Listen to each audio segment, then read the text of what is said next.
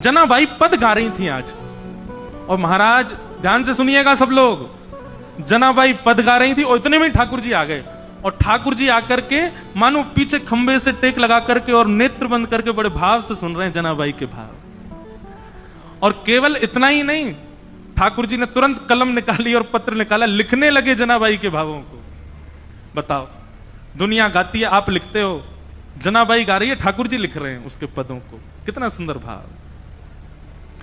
जनाबाई का भाव जैसे ही पूर्ण होवे, ठाकुर जी कहें और सुनाओ ना, अभी क्यों नहीं गा रही हो, और कुछ गाओ ना, इतना बढ़िया गा रही हो। जनाबाई बोली, दो काम एक साथ कर रही हूं मैं, ये चक्की भी चला रही हूं, गा भी रही हूं, कैसे होगा इतना, मैं बालिका ही हूं, छोटी हूं अभी। तो ठाकुर जी बोले, तुम गाओ, हम चक्की चलाते हैं, तुम गाओ। और जनाबाई का हाथ में हाथ, ऊपर से जनाबाई ने पकड़ा, नीचे ठाकुर जी पकड़ करके चक्की चलाते हैं और जनाबाई गाती है, ठाकुर जी उनके मुखमंडल को ही देख रहे हैं। आहा। एक दिन जनाबाई बोली, ठाकुर जी आप चक्की चलाते हो, पर आप इतने आभूषण पहन के रखते हो कि कोई आभूषण आपके कभी टूट जाए, कोई आभूषण आपकी चक्की से टकराते रहते हैं, इतनी आवाज होती है, मुझे तो भय लगता है कोई रात में आ ना जाए। ठाकुर जी बोले, हम आभूषण उतार देते हैं। तो ठाकुर जी ने अपने सारे आभूषण उतार करके रख दिए और लिए चक्की पीसने लगे। आज जनाबाई ने ऐसा भाव गाया कि ठाकुर जी उसमें इतने निमग्न हो गए कि इतने में ही मंदिर से घंटे घड़ियालों की आवाज आने लगी। ठाकुर जी के मंगला का समय हो गया। ठाकुर जी तो व्याकुल हो गए, बोले अभी भागना पड़ेगा, दौड़ना पड़ेगा, मंदिर में नहीं मिला तो महाराज बड़ा दिक्कत हो जाएगी, सब जगह ढूंढेंगे और मैं कहीं आता हुआ दिखा तो सब समझ जाएंगे मैं चलता फिरता बोलता हूं, पूरी दुनिया पकड़ लेगी मुझे, कैसे जाऊं। तो जनाबाई की एक काली सौल थी, ठाकुर जी भी श्याम वर्ण के, काली सौल और उड़ली ठाकुर जी ने ऊपर से, और सीधे ठाकुर जी अपने छोटे छोटे पांव से दौड़ रहे गोपालपुर से मंदिर की ओर। मंगला का समय हो गया है, कपाट खोले उससे पहले भीतर पहुंच जाऊं। यहां रुक्मणी जी ने पीछे का दरवाजा खोल के रखा, जल्दी आओ भीतर, सब पहुंच गए वैष्णव जन। ठाकुर जी बेचारे मुकुट उकुट संभाले, अपना भीतर पहुंचे, भीतर जाकर खड़े हो गए। इतने में कपाट खुले। कपाट खुले, दो गलती हो गई ठाकुर जी से। क्या? अपने आभूषण भूल आए जनाबाई के यहां, और जनाबाई की सौल पहन के खड़े हो गए वहां पे। जैसे ही कपाट खुले, पुजारी बोले, हैं ये आभूषण कहां गए, और ये पुरानी सी काली सी सौल किसकी ओर रखी है। अब तो पहले कपाट खुलते हैं तो आदमी और नेत्र गाड़ करके देखते हैं ठाकुर जी को। सुबह सुबह भीतर से मंदिर से आवाज आने लगी, पुजारी कहने लगे ठाकुर जी के आभूषण चोरी हो गए, किसी ने ठाकुर जी के आभूषण चुरा लिए हैं, ठाकुर जी के आभूषण नहीं मिल रहे हैं। देखो मानव कितना विचित्र है। ये उन मानवों की निंदा नहीं, हम आप सब भी होते तो हम भी यही कहते। नामदेव जी के मुख से निकला कि ये तो जनाबाई की सौल है, तो जिन लोगों ने सुना उन्हीं लोगों ने कह दिया, बोले जनाबाई की सौल है, इसका मतलब जनाबाई ही आई थी और आभूषण चुरा करके भाग गई, सौल भूल गई यहीं पर।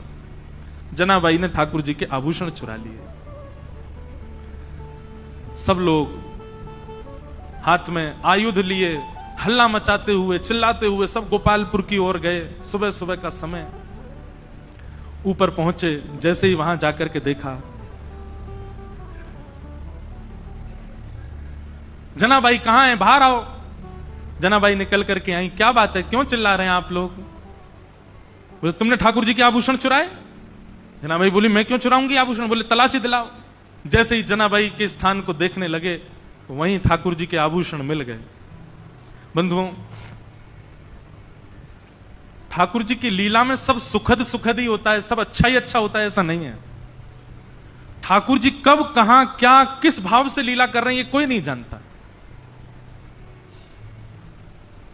और ठाकुर जी को जब अति विशेष लीला करनी होती है ना, तो ऐसा ही कोई कष्ट, हमारे लिए कष्ट है, पर जिसके साथ होता है उसके लिए वो कष्ट नहीं है, ऐसी कोई भावना प्रकट।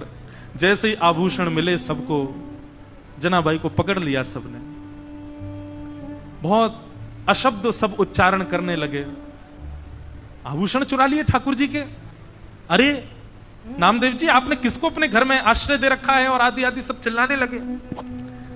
जनाबाई तो मौन हो गई, और मैं क्या बोलूं इन सबको। यदि ये बात बताऊं कि रात्रि में ठाकुर जी मेरे यहां आए हैं, तो ये नहीं मानेंगे। ठाकुर जी लीला करके गए, ये सब कोई स्वीकार नहीं करेंगे। जनाबाई ने एक दो बार थोड़ा सा हट तो किया, लेकिन किसी ने नहीं माना। सबने मिलकर के कहा कि दंड दो। और दंड क्या है? बोले मृत्यु दंड दो। नामदेव जी मनी मन समझ गए कि ठाकुर जी अब जनाबाई को अपने अंतरंग लीला में प्रवेश देना चाह रहे हैं, इसीलिए लीला चल रही है। समाज के लोग उनके भाव को नहीं समझ पा रहे थे। ये संसार का एक नियम है कि जब मूल व्यक्ति हमारे सन्मुख होता है तब हम उसके भाव को नहीं समझ पाते। आज उन्हीं जनाबाई को पूरा विश्व पूज रहा है। पंढरपुर आने वाला हर वैष्णव प्रणाम कर रहा है। एक सूली लगा दी गई, जनाबाई को खड़ा कर दिया उसमें, परंतु श्री पंडरीनाथ भगवान ऐसा होने तो नहीं देते।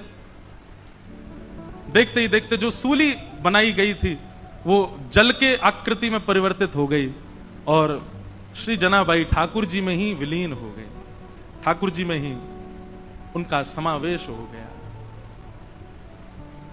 सब ढूंढने लगे, खोजने लगे, जनाबाई कहां है, जनाबाई कहां है। कई लोगों को आत्मग्लानि होने लगी, अपने आप को कोसने लगे, हमने क्या किया, एक परम भक्ता वैष्णवी जनाबाई के साथ ऐसा किया। और अब कहां जनाबाई मिलने वाली हैं, वो तो श्री विठल के साथ में है, विठल के अंतरंग भाव में प्रवेश कर गए। ऐसी भक्तिमती जनाबाई जिनके साथ इतनी लीला, इतनी कृपा श्री पंडरीनाथ भगवान ने की। उनके हाथ का बना हुआ प्रसाद पाते हैं, उनके हाथ के बने हुए सुंदर प्रसाद को उनके हाथ से पाते हैं। वो गाती हैं और पंडरीनाथ भगवान लिखते हैं, वो गाती हैं और पंडरीनाथ भगवान नृत्य करते हैं। ऐसी सी जनाबाई।